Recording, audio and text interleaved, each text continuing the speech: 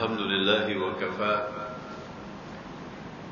والصلاة والسلام على عباده الذين اصطفى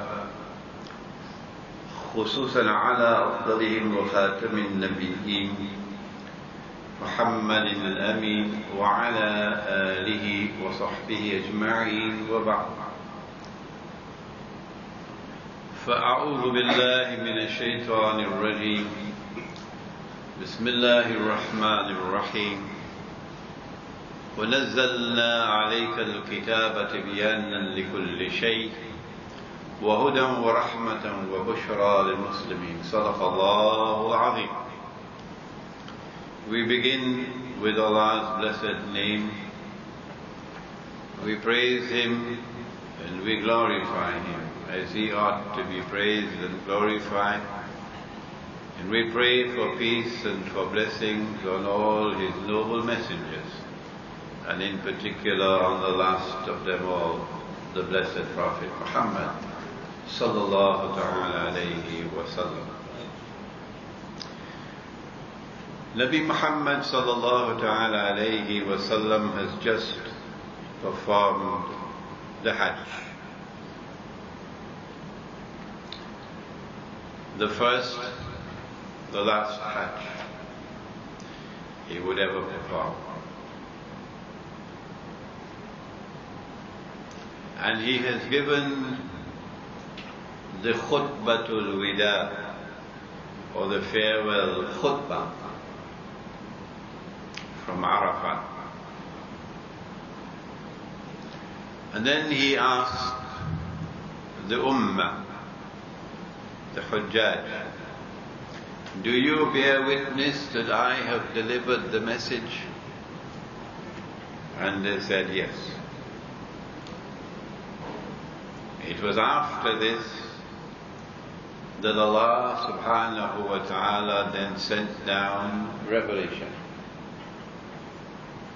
in which He said, بَعْدَ أَعُوذُ بِاللَّهِ مِنَ الشَّيْطَانِ الرَّجِيمِ الْيَوْمَ أَكْمَلْتُ لَكُمْ دِينَكُمْ وَأَتْمَمْتُ عَلَيْكُمْ نِعْمَتِي وَرَضِيتُ لَكُمُ الْإِسْلَامَ دِينًا. This day have I made your deen for you perfect and completed my favor unto you, and have ordained for you Islam as your deen. So the job is done. The deen is perfect. Everything is complete. And then Nabi Muhammad alayhi salatu wasalam returns to Medina, and he has about 81 days left in his blessed life before Allah calls him away from this world. During these 81 days, another revelation comes down. And so, الْيَوْمَ أَكْمَلْتُ لَكُمْ دِينَكُمْ إِلَى آخِرِ الْآيَةِ is not the last revelation. No. On the authority of Abdullah ibn Abbas radiallahu ta'ala anhuma, and in the hadith recorded in the Sahih of Imam al-Bukhari, we are told that the last revelation to come down was a revelation in Surah Al-Baqarah, verses or ayah 279, 280, 281, in which Allah subhanahu wa ta'ala addressed those who believed in Him. Ya ayyuhalladhina amanu, not the kuffar. He's speaking to those who believe in Allah. And then he went on to give a command, ittaqullah, fear Allah. So when he addresses us and then declares fear Allah, something very important is about to be spoken. وَذَرُوا مَا بَقِيَ مِنَ الرِّبَا إِن كُنتُم مُؤْمِنِينَ. fear Allah and give up what remains of your demand for riba. If you are indeed a people who believe in Allah, why should this revelation come down last? That is question number one. Revelation has been coming down since the time of Adam alayhi salam. Some of it recorded, some of it not. For thousands of years, revelation is coming down. And this is the last word to come down. No more after this. Why should it be riba? If this is so important to be chosen as the last revelation, every other khutbah for Jummah should be on riba. Every other khutbah on Jummah should be on riba. If this is so important that it is chosen as the last word to come down after thousands of years of revelation, how often does the khutbah of Salatul Jum'ah address the subject of riba? How often? Question number two. Why should this revelation come down after Nabi Muhammad alayhi salatu wasalam has asked, have I delivered the message? Do you bear witness? And they said yes. And then revelation comes down to say, today the job is finished. The religion is perfected. It is completed. It is after that statement is made that, according to Abdullah ibn Abbas, in the hadith recorded in Sahih Bukhari, that Allah sends down one more revelation, and this is the last revelation. What is the implication of sending down one more revelation after having said the job is done? The religion is perfected. The revelation is complete. Could it be that herein lies the greatest of all dangers that this ummah, that this religion can ever face? That herein lies what can be potentially destructive for the whole deen and for the whole ummah? Riba. We need to ponder and to reflect over these two questions. What is riba? The revelation goes on to say that whosoever receives the warning concerning the prohibition of riba and then decides to stop, no more, to turn away, فانتهى فله ما سلف, he can keep whatever he has earned.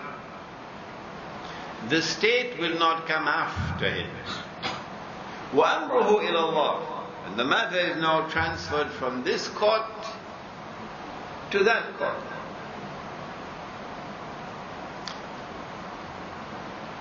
The revelation also said for the money lender that if he gives up his demand for riba, فَلَكُمْ رُؤُوسُ أَمْوَالِكُمْ, you are entitled to the return of your Ra'sul Mal, the principal sum. Oh, now I understand. That money was lent to be returned with an additional amount. That you will return to the money lender the principal sum plus an additional amount. And if you forego that additional amount, which is riba, you are entitled to the return of the principal sum. And so lending money on what today is called interest, I don't know why they choose the word interest. It's an interesting subject, isn't it? How come they choose the word interest for riba? Well, they used to have another word in the older English language, usury. But now they don't like the word homosexual, so they choose a nicer word, gay. Gay. So maybe the word usury is too loaded. We don't want that baggage. So they coin an interesting new word for riba. They call it interest. So lending money on interest, what they call interest, is lending money on riba, a riba transaction, an additional amount. Why has Allah prohibited it? Not just made it haram, more than that. More than that. فَأَذَنُوا بِحَرْبٍ مِّنَ اللَّهِ وَرَسُولِهِ. If you persist in lending money on interest, and of course, when you put your money in a fixed deposit in the bank, and you take the interest, or when you buy something, they give the word a ghusl, and they come out with a nice new word, they call it a bond. You're buying a bond, you are a money lender. You're lending money on interest. It doesn't matter whether you're lending it on interest to your next door neighbor, or to your brother's son, or to the bank. You're a money lender. And Allah, in the very last revelation to come down in the Quran, declares war on the money lender. Not only does Allah declare war on the money lender, فَأَذَنُوا بِحَرْبٍ مِّنَ اللَّهِ وَرَسُولِهِ. The Messenger of Allah also declares war on the money lender. We have an interesting question to ask, if you don't mind. If Allah is at war with the money lender, and if the Prophet of Allah is at war with the money lender, and we are not at war with the money lender, what is going to happen to us? Are we people who are actually Muslims? Are we submitting to Allah? Or are we submitting to something else? Do we have a surprise waiting for us in the grave? When the angels come to question, and we say we are Muslims, and the angels say, you lie. You lie. Allah is at war. The Messenger of Allah is at war. And we are not at war. Are we Muslims? Why is it that for riba Allah declares war? What is it that is so dangerous in riba? Why is it haram? Does the Quran answer that question? It does. It gives several answers. It says, for example, of the money lender, that he pronounces or he advances an argument. He says, إِنَّمَا الْبَيْعُ مِثْلُ الرِّبَا. He says that we are just doing business. It's just business when we lend money on interest. Riba is like business. إِنَّمَا الْبَيْعُ مِثْلُ الرِّبَا. But then Allah responds and He says, no. وَأَحَلَّ اللَّهُ الْبَيْعَ وَحَرَّمَ الرِّبَا. He gives us a contrast between business and riba. He says, I've made business halal and I have made riba haram. So then, what is the difference between business and riba? That's our homework. The answer, of course, every businessman knows the answer. We don't have to give it to the businessman. Every businessman knows that when you do business, you embrace something called risiko.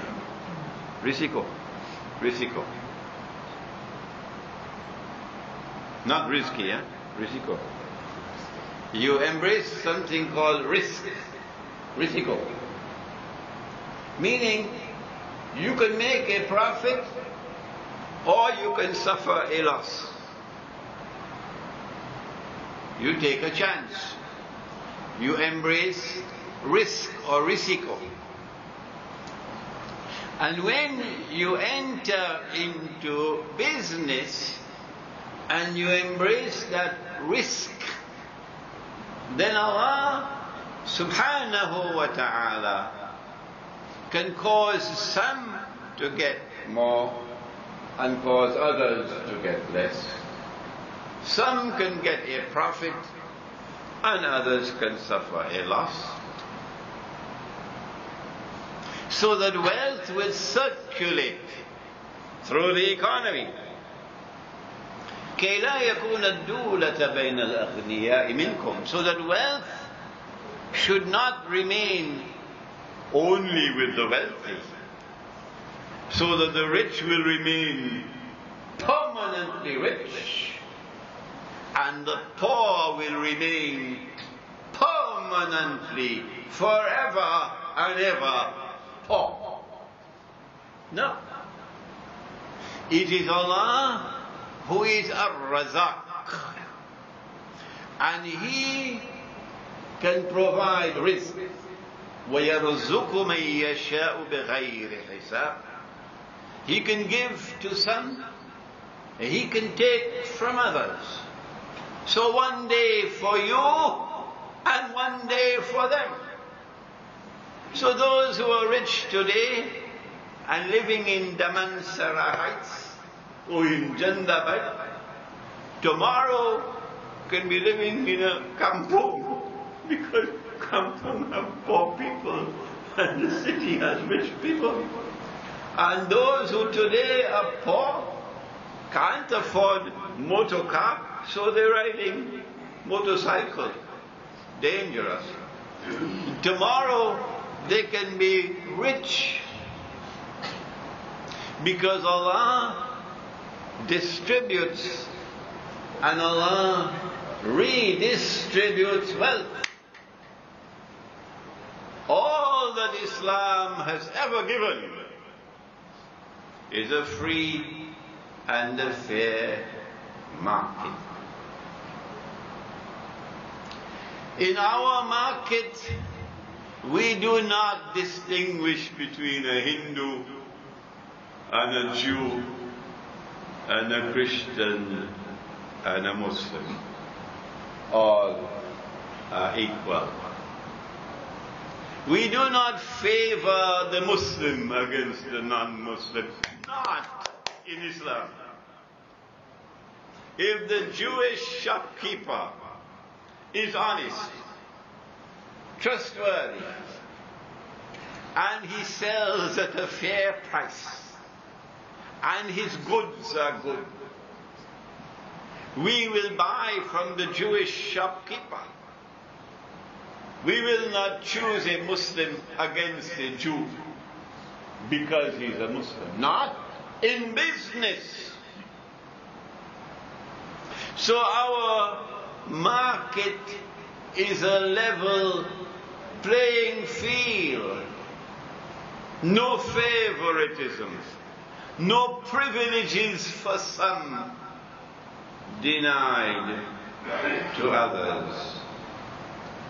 Now you might ask, where is Islam today?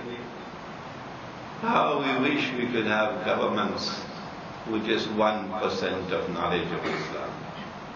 Just 1% of knowledge of Islam would be wonderful.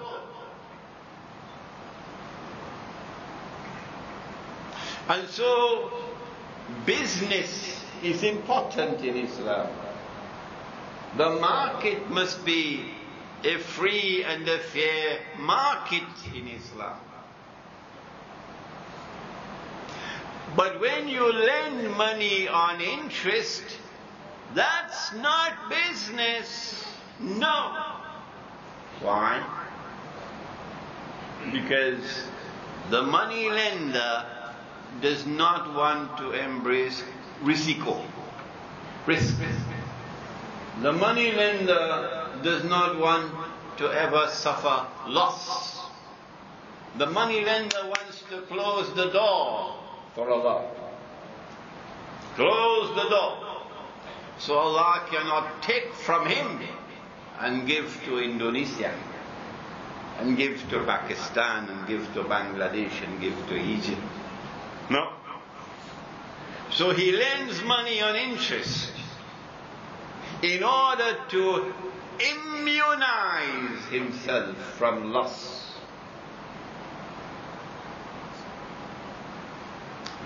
And if the creditor cannot repay, he has something called a mortgage. So he'll take your property. William Shakespeare described it as a pound of flesh. So here is the first reason why Allah has made riba haram. Answer: that when the economy is based on riba, money will no longer circulate through the economy. When an economy is based on riba, the rich will now remain forever rich, and the poor will remain forever poor. When the rich are permanently rich, that's oppression. Because when the poor are permanently poor, that's oppression. أَرَأَيْتَ الَّذِي يُكَذِّبُ بِالدِّينِ This is the Kazbuddin. Oppression. Islam has come to liberate the world from oppression, not to join a system of oppression. And so today we ask the question, where are the scholars of Islam? Are they not understanding the subject sufficiently? That they cannot use the mimbar to teach the subject adequately? If we were teaching the subject adequately, if we were raising our voices around the world, we would not today be embraced by a banking system which openly lends money on interest. And nobody bothers. We go and have our lunch and the food digests, mashallah. And then we go home and we have nasi biryani for dinner and the food digests. And we go home and we sleep peacefully and no problems, because who cares about Allah's war? Who cares a fig leaf?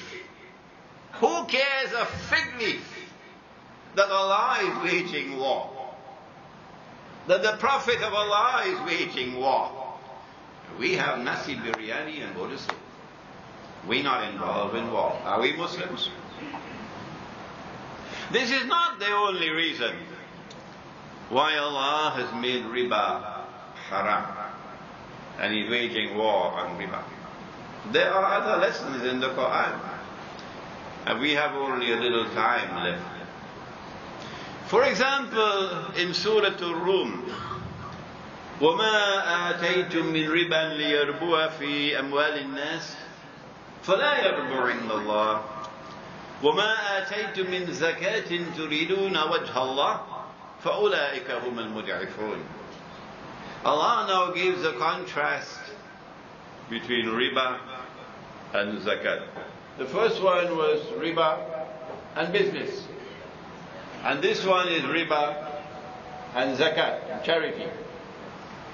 He says that if you put out your money to lend on interest, that it might increase. Oh, it's not going to increase with Allah.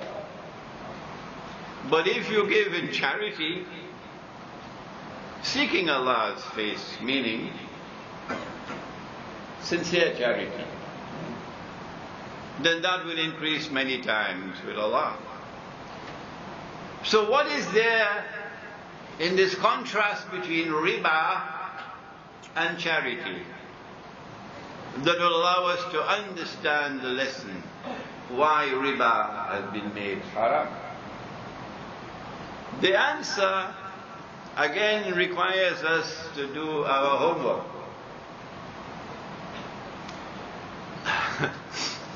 A perfect act of charity is one in which you give and you ask for nothing in return. Not like, well, I'm going to give you, but you must vote for me.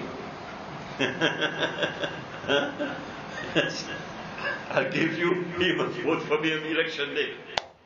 That's not charity. That's buying people.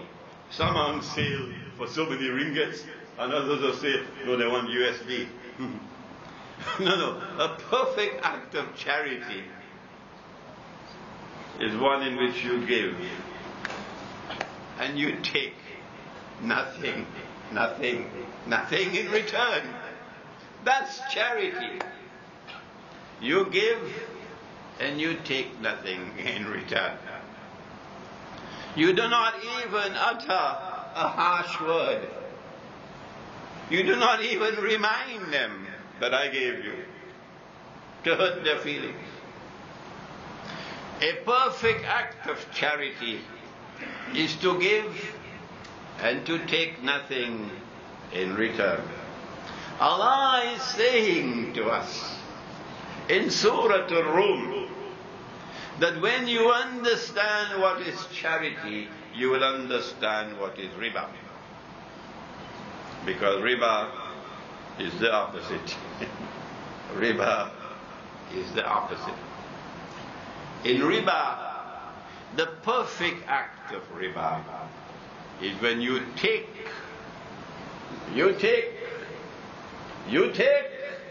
and you give nothing in return.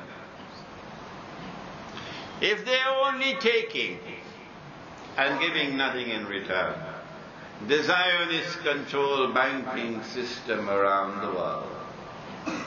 You think you control your bank? Wake up. You're sleeping. The entire banking system around the world is under one central command. And our enemies control it. Our enemies control it. So if the banking system around the world is only taking and giving nothing in return, tomorrow in slavery, there are some who will not be able to understand these words today because they are still asleep. They have eyes and yet do not see. They have ears and yet do not hear. They have hearts and yet do not understand. They're just like cattle. But not all people are like cattle. There are others who are people who have a capacity to think. And they can understand that there's slavery down the road. How do we respond to that slavery before we end? We respond by reminding you. And this reminder, should bring tears to our hearts. No matter how dreadful is that slavery that's coming, and for some it has already come. No matter how many dua we raise our hands and make, Allah says, إِنَّ اللَّهَ لَا يُغَيِّرُ مَا بِقَوْمٍ حَتَّى يُغَيِّرُ مَا بِأَنفُسِهِمْ. Allah will not intervene to change your condition, regardless of how hopeless that condition may be, until you take the initiative, using Allah's guidance, to change your own condition. The first thing we have to do is never borrow money on interest. Not for a motorcycle, not for a motor car, not for a house. Never put your money in a fixed deposit, buying something called a bond and becoming a money lender, and then taking that interest to feed your wife and children, putting fire in their belly. If we have done that, make tawbah. Never again. Never again. There is much more to the subject. This is not the only form of riba. This here is also riba. This paper.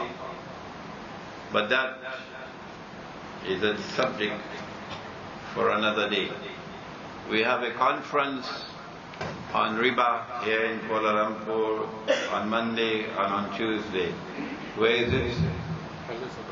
Palace of the Golden Horses. Not cattle, horses. Palace of the Golden Horses. On Monday and on Tuesday there is an international conference on riba.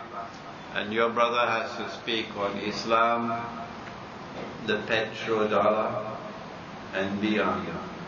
And you'll be surprised where this paper money is taking us. You'll be surprised. And then inshallah on Wednesday there is this lecture at the International Islamic University in Gombak at the time of Maghrib on my teacher's book, The Quranic Foundations and Structure of Muslim Society. There are flyers outside. Do please take a copy. ربنا تقبل منا إنك أنت السميع العليم وتب علينا يا مولانا إنك أنت التواب الرحيم برحمتك يا أرحم الراحمين.